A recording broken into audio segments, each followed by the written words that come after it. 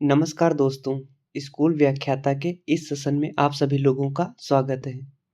आज मैं पहली बार यह वीडियो रिकॉर्ड कर रहा हूँ।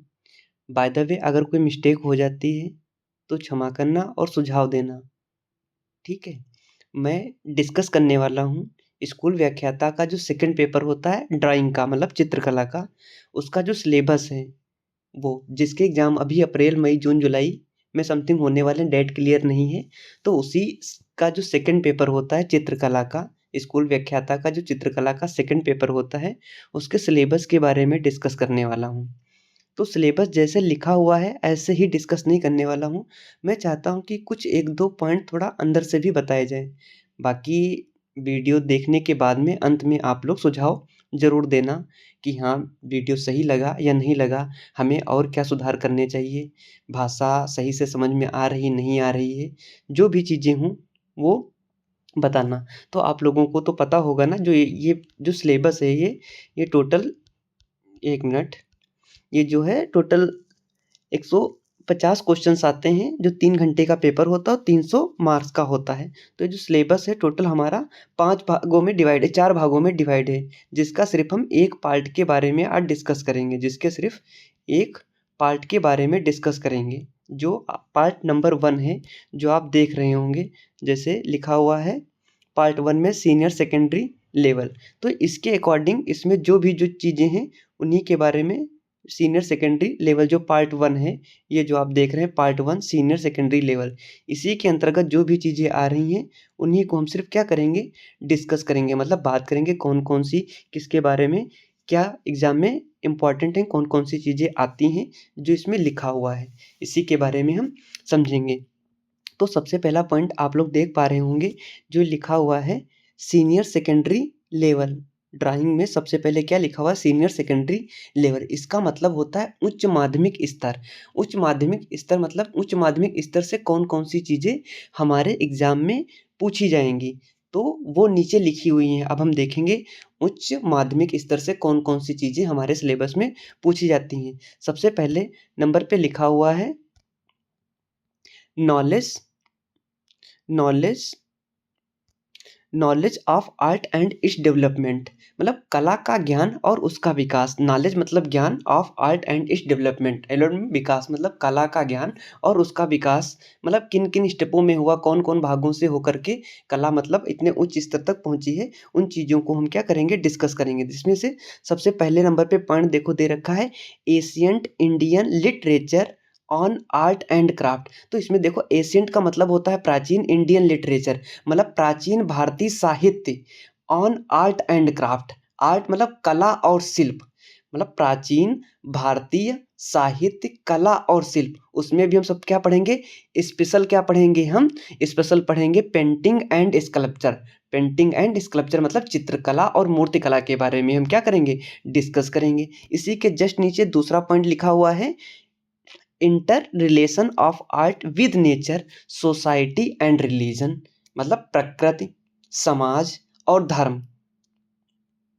प्रकृति, नेचर, सोसाइटी, समाज, रिलीजन, इन सारी चीज़ों के मतलब प्रकृति, समाज और धर्म के बारे में इन चीज़ों को क्या करेंगे, कला का अंतर अंतर संबंध समझेंगे। मतलब इंटर रिलेशन का मतलब होता है अंतर संबंध, मतलब प्रकृति, समाज और धर्म के साथ कला का अंतर संबंध समझेंगे कि कैसे मतलब इन चीज़ों से होकर के कला हमारी इतने उच्च स्तर पर पहुंची है। मतलब प्रकृति से जब मिली, समाज से जब मिली, जब धर्म के साथ में मिली, तो हमारी कला उच्च स्तर पर कैसे पहुंची है।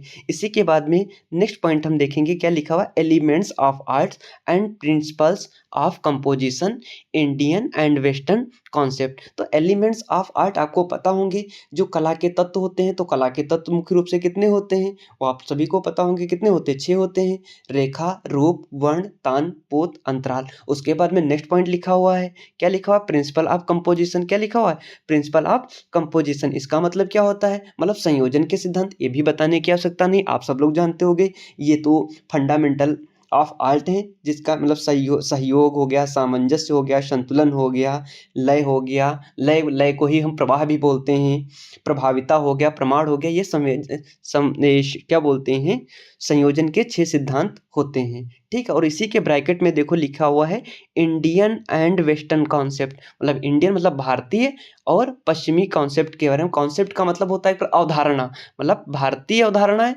और वेस्टर्न मतलब पश्चिमी अवधारणाओं के बारे में भी हम पढ़ेंगे। नेक्स्ट पॉइंट हम देखेंगे, नेक्स्ट पॉइंट दे रखा है drawing and rendering in art. Drawing का मतलब एक प्रकार से होता है लाइनें, ड्राइंग मतलब क्या होता है, जब आप चित्र बना रहे होते हैं, जब आप लाइनें खींच रहे होते हैं, ड्राइंग कर रहे होते हैं चीज़ों को, तो उसी को हम क्या कहते हैं, मतलब रेखांकन एक प्रकार से हम बोल सकते हैं। एंड रेंडरिंग, रेंडरिंग का मतलब होता है मतलब हम अच्छे से मतलब अच्छी तरह से चीज़ों को समझाना या प्रतिपादन करना। ठीक है, रेंडरिंग होता है, ये क्या होता है, ये रेंडरिंग होता है। उसके बाद में नेक्स्ट पॉइंट लिखा हुआ है folk art and craft of Rajasthan. Folk art and craft of Rajasthan मतलब राजस्थान की लोक कला और शिल्प कला, राजस्थान की लोक कला और शिल्प कला के बारे में हम पढ़ेंगे। जैसे कुछ इसमें दे रखा है, एग्जाम्पल दे रखे हैं, जैसे दे रखा है फड़, सबसे नंबर क्या लिख रहा है फड़, दूसरे नंबर पर दे रखी है कावड़, दूसरे नंबर पर क्या रखी है कावड़, ये तीसरे नंबर पर दे रखी है पेप्ट्री। क्या दे रखी है पेप्ट्री, पेप्ट्री एक प्रकार से होती है, क्या बोलते हैं उसको, पेप्ट्री को हम कठपुतली, क्या बोल सकते हैं हम, कठपुतली की कला। जैसे आप लोगों ने देखा होगा कि राजा रानी गुड्डा गुड़िया बने होते हैं, उनको नचा रहे होते हैं, आपने अक्सर मतलब देखा होगा, मेलों में देखा होगा। ठीक है, कि लोग मतलब धागे से बांधी होती हैं, तो कठपुतली कला। नेक्स्ट टेराकोटा, टेराकोटा तो आप सब लोग समझते ही हैं, पकी पकाई मिट्टी की ईंटें, मतलब सॉरी मिट्टी की ईंटें नहीं, सॉरी पकी पकाई जो मिट्टी के खिलौने जो होते हैं वो टेराकोटा। मांडना, ठीक है, मांडना लोक कला। उसके बाद में ब्लू पॉटरी, उसके बाद में क्या लिखी हुई है, ये ब्लू पॉटरी है, क्या है blue pottery and traditional block painting. और उसके बाद में क्या है ट्रेडिशनल ब्लॉक पेंटिंग, मतलब पारंपरिक ब्लॉक पेंटिंग के बारे में हम यही पढ़ेंगे, पारंपरिक ब्लॉक पेंटिंग के बारे में हम लोग डिस्कस करेंगे। लास्ट पॉइंट हम देखेंगे, इसके बाद में जो पॉइंट है, इसके बाद में लिखा है medium tools techniques of painting. Medium, medium का मतलब माध्यम होता है, मीडियम का मतलब क्या होता है, माध्यम। जैसे आप लोगों ने माध्यम बहुत सारे पढ़े होंगे, जैसे तेल माध्यम पढ़ा होगा,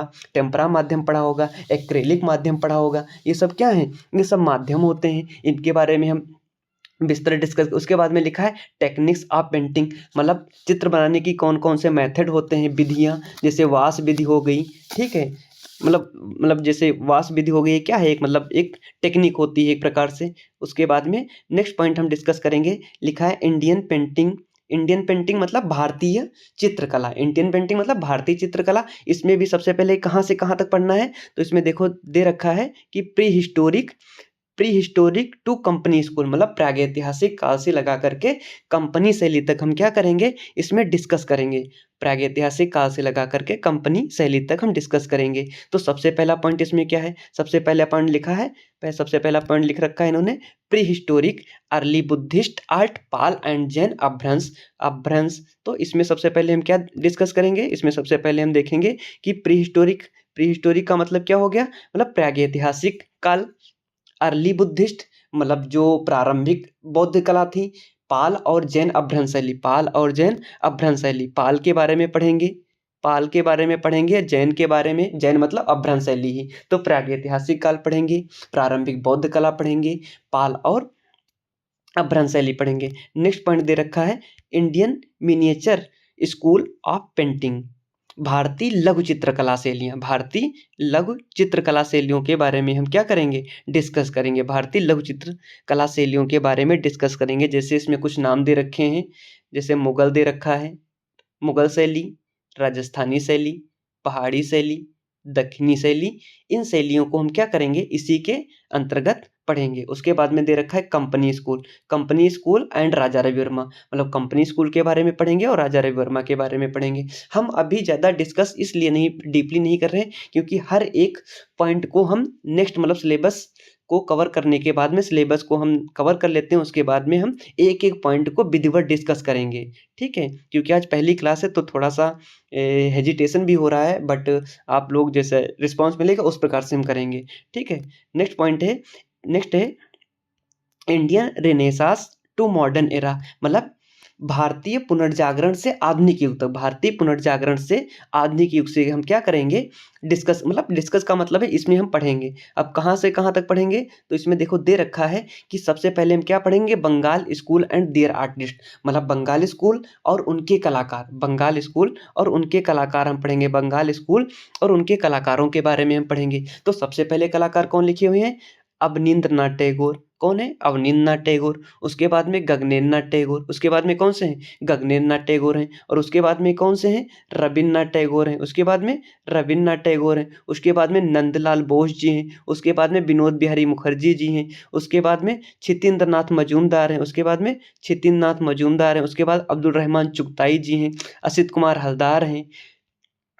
शारदा चरण वकील हैं, जामिनी राय हैं, अमृता शेरगिल हैं। इन कलाकारों के बारे में हम पढ़ेंगे। अगर मैं चाहता हूँ क्या डिस्कस कर लिया जाए, नहीं नहीं डिस्कस नहीं करेंगे वरना बहुत बड़ी क्लास हो जाएगी। ठीक है, ऐसे ही थोड़ा सा अगर आप लोग चाहते हैं तो जैसे अवनींद्रनाथ टैगोर का जन्म 1871 में हुआ था जोटासाको कलकत्ता में, ऐसे ही गगनेन्द्रनाथ टैगोर का भी जोटासाको कलकत्ता में हुआ था। रविन्द्रनाथ टैगोर भी जोटासाको कलकत्ता के ही थे। बट नंदलाल बोस कहाँ के थे, नंदलाल बोस अपने बिहार के थे, 1882 के कहाँ के थे, खड़गपुर ग्राम मुंगेर जिला बिहार के थे। उसके बाद में विनोद बिहारी मुखर्जी जी, बीबी मुखर्जी, जिनको हम क्या बोलते हैं, विनोद बिहारी मुखर्जी के नाम से जानते हैं। ये हमारे 1904 या 1906 के कहाँ के थे, ये मतलब ये भी कलकत्ता के ही थे, विनोद बिहारी मुखर्जी, मुखर्जी बनर्जी चटर्जी। उसके बाद में छितेंद्रनाथ मजूमदार, छितेंद्रनाथ मजूमदार 1891 के, ये कहाँ के हैं, वेस्ट बंगाल के हैं। ये कहाँ के हैं, वेस्ट बंगाल के हैं। उसके बाद में अब्दुल रहमान चुगताई, अब्दुल रहमान चुगताई जी, क्या लिखा है, AR चुगताई, मतलब अब्दुल रहमान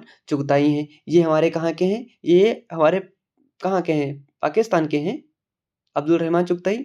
हाँ, ये लाहौर पाकिस्तान के ही हैं, 1897 के। उसके बाद में असित कुमार हलदार, असित कुमार हलदार जी हैं। असित कुमार हलदार जी के बाद में शारदा चरण वकील जी हैं। उसके बाद में जामिनी राय, मतलब यामिनी राय, अमृता शेरगिल। इन कलाकारों के बारे में हम क्या करेंगे, डिस्कस करेंगे। उसके बाद में नेक्स्ट पॉइंट आता है modernism in India, artistic group of the dear artist. उसके बाद में भारत में चलने वाले जो ग्रुप थे, मतलब कौन कौन से भारत में ग्रुप चले थे, जैसे भारत में आधुनिकतावाद, मतलब क्या बोलते हैं, modernism in India, artistic group and the dear artistic, मतलब भारत में आधुनिकतावाद, मतलब कहाँ से स्टार्ट हुआ, तो कलात्मक समूह और उनके कलाकार। मॉडर्निज्म इन इंडिया मतलब भारत में आधुनिकतावाद की स्टार्टिंग कहाँ से होती, कलात्मक समूह और उनके कलाकारों के बारे में पढ़ेंगे। तो सबसे पहले क्या डिस्कस करेंगे, कोलकाता ग्रुप। उसके बाद में प्रोग्रेसिव आर्टिस्ट ग्रुप। उसके बाद में दिल्ली शिल्पी चक्र। उसके बाद में चोलामंडल। उसके बाद में ग्रुप 1890 के बारे में हम क्या करेंगे, डिस्कस करेंगे। तो इनमें हम क्या, कोलकाता ग्रुप के बारे में आप लोगों को सबको पता ही होगा, कलकत्ता ग्रुप की स्थापना 1943 में होती है, प्रदोष दास गुप्ता जी करते हैं। तो इसके अंतर्गत हम कौन कौन से कलाकार पढ़ेंगे, प्रदोष दास गुप्ता जी हो गए, गोपाल घोष हो गए, प्राण कृष्ण पाल हो गए, निरोध मजूमदार हो गए, पारितोष सेन हो गए, रथिन मित्रा हो गए, और भी कुछ होते हैं जैसे अवनीश सेन हो गए, गोवर्धन सेन हो गए, सुनील माधव सेन हो गए, हेमंत मिश्र हो गए, रामकिंकर बैच हो गए, कल्याण सेन हो गए, माखन दत्त गुप्ता हो गए, बंसी चंद्र गुप्ता हो गए। इन सारे कलाकारों को हम किसमें पढ़ेंगे, कलकत्ता ग्रुप के अंतर्गत हम क्या करेंगे, डिस्कस करेंगे। उसके बाद में दूसरा ग्रुप देख रहे होंगे, progressive progressive artist progressive artist कलाकार ग्रुप, प्रोग्रेसिव आर्टिस्ट कलाकार ग्रुप। इसके अंतर्गत ये तो आप लोगों इसमें लिखा हुआ ग्रुप बम्बई कहाँ चलता है, मुंबई में चलता है। कहाँ चलता है, मुंबई में चलता है। इसकी स्थापना 14 अगस्त 1947 को मुंबई में होती। कौन करता है, कौन करता है, मतलब FN सूजा और हाँ फ्रांसिस न्यूटन सूजा जी करते हैं। कौन करते हैं, सूजा ही करते हैं। और कौन कौन से कलाकार इसमें शामिल रहते हैं, तो आरा रहते हैं, हुसैन रहते हैं, KH आरा हैं, MF हुसैन हैं, गांडे जी हैं, सदानंद बाकरे हैं, आलमेलकर हैं, सूजा, रजा, गायतोंडे, ये सब कलाकार प्रोग्रेसिव आर्टिस्ट ग्रुप में क्या रहते हैं, शामिल रहते हैं। उसके बाद में दिल्ली शिल्पी चक्र है, क्या है, दिल्ली शिल्पी चक्र है। दिल्ली शिल्पी चक्र जो आप लोगों को पता होगा कहाँ, ये दिल्ली में इसकी स्थापना होती है। कहाँ होती है, दिल्ली में इसकी स्थापना होती है। इसकी स्थापना कौन करता है, BC सान्याल जी करते हैं। कौन करता है, BC सान्याल जी करते हैं, जिनका जन्म डिब्रूगढ़ असम में होता है। स्थापना कब होती है, 25 मार्च 1949 को इसकी स्थापना होती है। इसके जो कलाकार, इसमें कलाकार जो हम पढ़ेंगे, BC सान्याल हैं, कंवल कृष्ण हैं, धनराज भगत, KS कुलकर्णी हैं, रामेश्वर ब्रूटा हैं, कृष्ण खन्ना, सतीश गुजराल, प्राणनाथ मांगो, राम कुमार, देवयानी कृष्णा, दिनकर कौशिक, KC आर्यन है, जयप्पा स्वामी जी हैं। इन सारे कलाकार कलाकारों को हम इसी में क्या करेंगे, डिस्कस करेंगे। उसके बाद में नेक्स्ट कला आंदोलन इसमें लिखा हुआ है चोलामंडल। क्या है? चोलामंडल, जो एक कलाकारों का गाँव भी था, जिसकी स्थापना कहाँ हुई थी? ये चेन्नई में हुई थी 1966 में, के.सी.एस. पनिक्कर जी ने की थी। ठीक है, इसके अंतर्गत हम शायद के.सी.एस. पनिक्कर को ही पढ़ते हैं और 1-2 कलाकार हैं वो हम डिस्कस कर लेंगे। नेक्स्ट है कलाकार नेक्स्ट ग्रुप है ग्रुप 1890। ग्रुप 1890, इस ग्रुप मतलब इसकी स्थापना 1962-63 में भावनगर गुजरात में होती है। ठीक है, इसकी स्थापना कहाँ होती है? भावनगर गुजरात में ही होती है। तो इसमें प्रमुख रूप से हम कलाकारों को जो पढ़ेंगे कि मतलब के अंबादास है, नागजी पटेल है, इसमें प्रमुख रूप से मूर्तिकार होते हैं, राघव कनेरिया हो गए, ज्योतिमठ शंकर भट्ट जी, हिम्मत शाह हो गए, जयराम पटेल, जय स्वामीनाथन जी जो संस्थापक रहते हैं, बालकृष्ण पटेल, इन सारे कलाकारों को हम क्या करेंगे, इसमें हम डिस्कस करेंगे। तो अभी तो ये छोटा-सा हमारा सेशन रहेगा, बाकी अब आगे चल कर के धीरे-धीरे हम क्या करेंगे, अब कल जब हम ये वीडियो बनाएँगे तो हम ग्रेजुएशन लेवल का हम बनाएँगे। ग्रेजुएशन लेवल में जो भी चीज़ें पूछी जाती हैं, ऐसे ही जैसे आज थोड़ा-सा डिस्कस हुआ है, सिलेबस के बारे में कौन-कौन सी चीज़ें पूछी जा रही, ऐसे कल भी डिस्कस कल हम कोशिश करेंगे कि जो भी कलाकार ये सिलेबस में लिखे हुए हैं, इनकी जन्मतिथि के बारे में या मान लेते हैं कहाँ जन्म हुआ है, 1-2 पॉइंट को साथ में लेकर के हम क्या करेंगे, डिस्कस करेंगे। उसके बाद में जो थर्ड है पोस्ट ग्रेजुएशन लेवल, इसके बारे में हम बात करेंगे। ऐसे धीरे-धीरे करते-करते 3 दिनों में 3-4 दिनों में इस सिलेबस को हम डिस्कस कर लेंगे। उसके बाद में सिलेबस डिस्कस हो जाने के बाद में डेली 1 पॉइंट मतलब धीरे-धीरे से मतलब एक-एक पार्ट को लेकर के हम वीडियो बनाएँगे। और अगर आप मतलब जैसा ये तो रिस्पॉन्स पे अगर ठीक लगेगा, अगर आप लोगों को उचित लगे तो बताना, नहीं उचित लगेगा तो भी आप बताना कि हाँ, सही नहीं है, आप वीडियो मत बनाइए वगैरह-वगैरह। ओके? फिर आज के लिए इतना ही। धन्यवाद।